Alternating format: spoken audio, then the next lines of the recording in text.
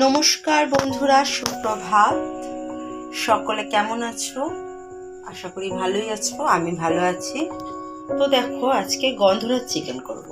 তো গন্ধরাজ চিকেনের জন্য দেখো, আমি আজকে এখানে একটা গোটা গন্ধরাজ লেবু কেটে জলে ভিজিয়ে রেখেছি।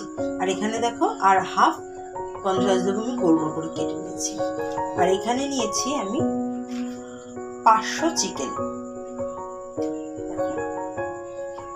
আর এখানে নিয়েছি আমি 5-6টা পেঁয়াজ নিয়েছি। আর এখানে একটা গোটা রসুন, আর দেখো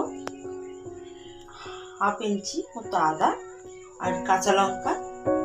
গন্ধরাজ চিকেনটা কিন্তু বেশি ঝাল হবে না, মিডিয়াম। আর এদিকে আমি নিয়েছি দেখো গোটা গরম মশলা, জয়িত্রী, জায়ফল, আর গোলমরিচের গুঁড়ো 1 চা চামচ, আর এখানে জিরে, গোটা জিরে। তো চলো কিভাবে করব দেখি এবার উপকরণগুলো। দেখো বন্ধুরা, আমি এখানে কিন্তু 1 চা চামচ গোলমরিচ গুঁড়ো আর একটা গোটা গন্ধরাজ লেবু বললাম কেটে রেখেছিলাম যেটা, সেটা আর একটু লবণ দিয়ে আমি 10 থেকে 15 মিনিট মেখে রাখবো। দেখো, আমি পেঁয়াজটা কেটে রেখেছিলাম। কিছু পেঁয়াজ আমি কুচিয়ে নিয়েছি, আর কিছু পেঁয়াজ দেখো এইভাবে কেটে নিয়েছি। এই দেখো, বড় বড় টুকরো করে, দেখতে পেয়েছো? এখানে আদাটা কুচিয়ে নিয়েছি, আর এখানে রসুনটা আছে, লঙ্কাটা অতিরিক্ত ঝাল দেবে না, ভালো লাগবে না, যেহেতু গোলমরিচ দিয়ে মেখে রেখেছি। অল্প কাঁচা লঙ্কা দেবো। দেখো, এখানে আমি ওই আদা রসুন আর কাঁচা লঙ্কার পেস্টটা কিন্তু আমি করে নিলাম। আর এতে কিন্তু বেশি রসুন দেবে না, তাহলে কিন্তু গন্ধরাজের গন্ধটাই বেরোবে না। দেখো কি করে করি। তেলটা কিন্তু গরম হয়ে গেছে। দেখো, একে একে জয়িত্রী দিয়ে দিলাম, ফোড়নে গরম মশলাগুলো আমি দিয়ে দিলাম, জায়ফল, জয়িত্রী অল্প, আর গরম মশলাটা, গোটা গরম মশলাটাকে দিয়ে দিলাম, এলাচটাকে ফেটিয়ে দিলাম। আর দেখো, এই যে বড় বড় করে টুকরো করে রেখেছিলাম যে পেঁয়াজটা, সেই পেঁয়াজটাকে আমি দিয়ে দিলাম।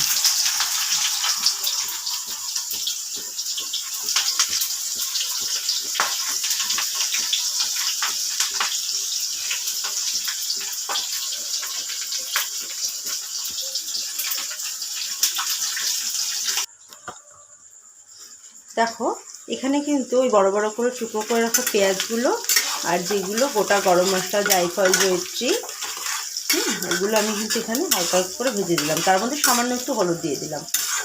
দিয়ে দেখো, এগুলো কিন্তু হালকা হালকা ভাজা হয়ে গেছে। দেখো, এটা কিন্তু ভাজা হয়ে গেছে, দেখছো কীভাবে? এটাকে আমি এবার ছেঁকে একটু তুলে রাখবো একটা প্লেটে হালকা করে।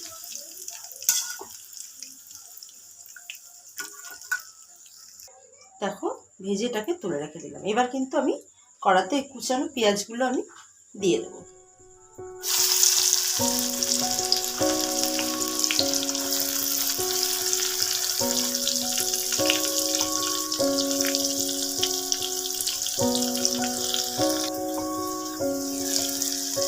দেখো, এখানে কালারটা আসার জন্য, স্বাদের জন্য হাফ চামচ চিনি দিয়ে দিলাম। দিয়ে আবার এটাকে ভালো করে পেঁয়াজটাকে ভাজা ভাজা করলাম।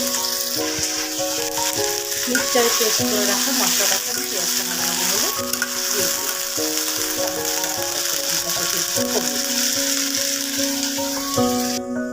যেহেতু আমি মেখে রাখার সময় চিকেনে একটু লবণ দিয়েছিলাম, তাই এখন এখানে মশলাটার মধ্যে অল্প পরিমাণে লবণ দেবো।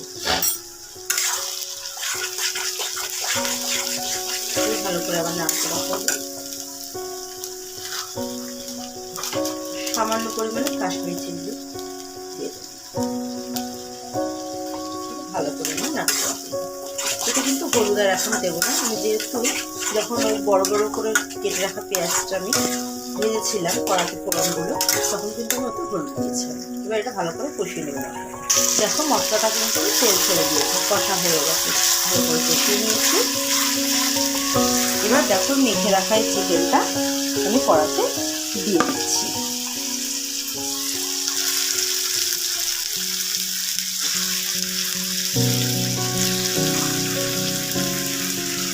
এটাকে ভালোভাবে আবার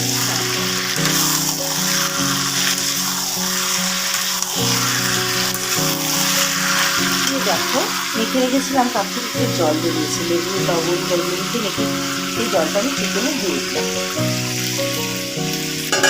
এটাকে নাড়াচাড়া করে এটা ঢেকে দেবো 5 মিনিট।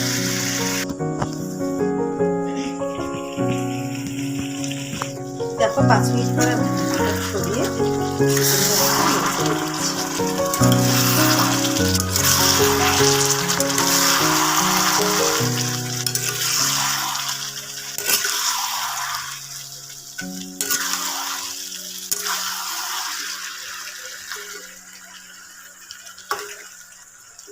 আবার এটাকে 5-7 মিনিটের জন্য আমি ঢেকে দেবো হালকা ফ্লেমটা দিয়ে গ্যাসের। দেখো আবার 4-5 মিনিট পর আমি ঢাকনাটা খুলে দিলাম, দিয়ে দেখো চিকেনটা আরও একটু ভালো হবে। দেখো চিকেনটা কিন্তু জল ছেড়ে দিয়েছি, কেন বলো তো, যেহেতু লেবু দিয়ে মেখে রেখেছিলাম ওই জন্য।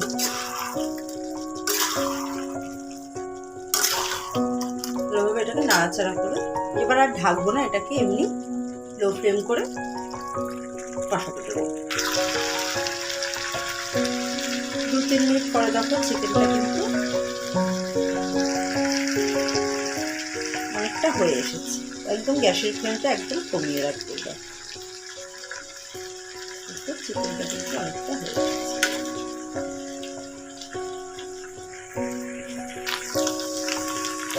চিকেনটা কিন্তু এখানে হয়ে গেছে। এবার আমি আগে থেকে একটু গরম জল করে রেখেছিলাম বাটিতে, সেটা আমি এবার এতে দিয়ে দেবো।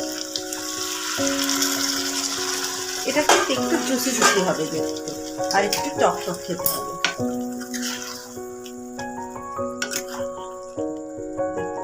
আমি জলটা দিয়ে এবার এটাকে একটু ফুটতে দেবো।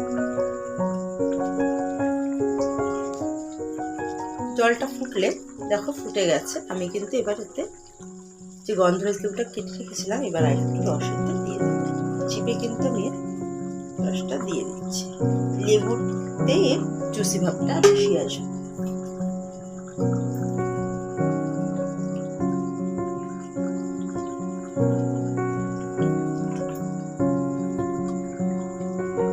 এতে কিন্তু হলুদ দেবেন না আপনারা, হলুদ দিলে কিন্তু এর যে লেবুর যে একটা কালার, বেশ লেমন লেমন কালার, সেটা কিন্তু আপনারা পাবেন না হলুদ দিলে। একটু ফুটতে পাস্তে চিকেনটা কিন্তু রেডি হয়ে গেছে।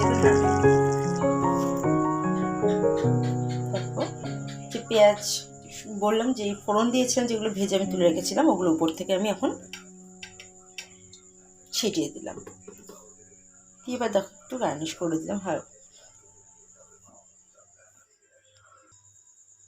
দেখো আমার গন্ধরাজ চিকেন কিন্তু পুরোপুরি রেডি হয়ে গেছে।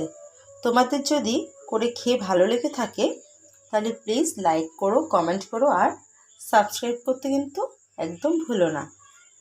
আরও ভালো ভালো রেসিপি দেখতে আমার চ্যানেলটাকে ফলো করো। টাটা।